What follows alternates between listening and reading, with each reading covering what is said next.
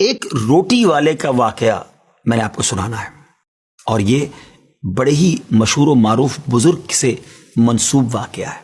حضرت ابو بردہ رضی اللہ تعالیٰ عنہ راوی ہیں کہ حضرت ابو موسیٰ اشعری رضی اللہ تعالیٰ عنہ کی جب وفات کا وقت قریب آیا تو انہوں نے اپنے بیٹوں سے کہا کہ اے بیٹو، روٹی والے کو یاد رکھنا۔ پھر یہ واقعہ خود ہی بیان کیا کہ وہ روٹی والا کون تھا۔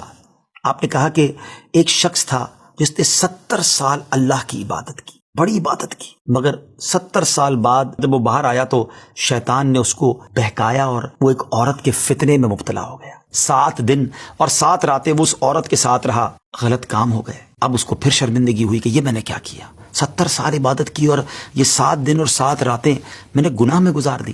بڑا شرمندہ، بڑا نادم، قدم قدم پر سجدے کرتا جاتا، توبہ کرتا جاتا۔ اب چلتے چلتے چلتے ایک مسافر خانے میں پہنچا تو وہاں 12 مسکین لوگ پڑے ہوئے تھے، لیٹے ہوئے تھے۔ اس نے بھی جگہ بنائی اور ان کے درمیان جا کر خود بھی گر کر سو گئے۔ اب رات میں ایک شخص آیا جو ان کو کھانا دیا کرتا تھا، روٹی دیا کرتا تھا۔ ایک ایک کر کے 12 روٹیاں لے کر آیا تھا، اس کو پتا تھا یہاں 12 مسکین رہتے ہیں۔ ایک ایک کر کے سب کو روٹی دینے لگا۔ وہ شخص جو یہاں آ کر اچانک بیچ میں آ کر لیٹا تھا، اس کو بھی وہ مسکین سمجھا اور اس کو بھی روٹی دے دی۔ لیکن ظاہر ہے کہ اگر ترتیب سے روٹی دیتے دیتے آگے آئے تو آخری نمبر والے کو روٹی نہ ملی، کیونکہ یہ تو 13 ہو چکے تھے۔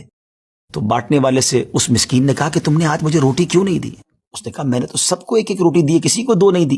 کہا تم مجھے روٹی نہیں دے رہے ہو؟ بہرحال وہ ناراض ہو گیا کہ ٹھیک ہے، پھر تم اگر یہ سمجھتے ہو کہ میں بددیانتی کر رہا ہوں تو میں تمہیں کچھ بھی نہیں دوں گا۔ یہ کہہ کر وہ شخص تو چلا گیا، مگر وہ مسکین بیچارہ بھوکا رہ گیا۔ اب وہ شخص جس نے ابھی توبہ کی تھی، پہلے 70 سال کی عبادت بھی کی ہوئی تھی، اس کو خیال آیا کہ میری وجہ سے اس مسکین کو روٹی نہیں ملی ہے۔ بھوک اسے بھی بڑی تھی، مگر اس نے وہ روٹی اسے دے دی۔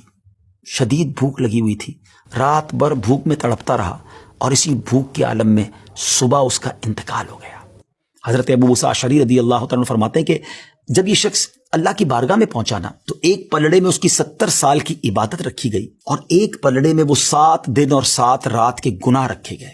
تو فرمایا کہ وہ گناہ جو تھے وہ 70 سال کی عبادت سے آگے بڑھ گئے، یعنی اب اس کے لیے گویا حکم ہو سکتا تھا کہ وہ جہنم میں جائے، مگر ان 7 دن کے گناہوں کے سامنے وہ روٹی رکھی گئی، اور اس روٹی کی برکت سے، کیونکہ وہ اخلاص کے ساتھ ایثار کی گئی تھی، مسکین کی مدد کی گئی تھی، وہ 7 دن کے بڑے بڑے گناہ معاف کر دیے گئے اور وہ جنت میں چلا گیا۔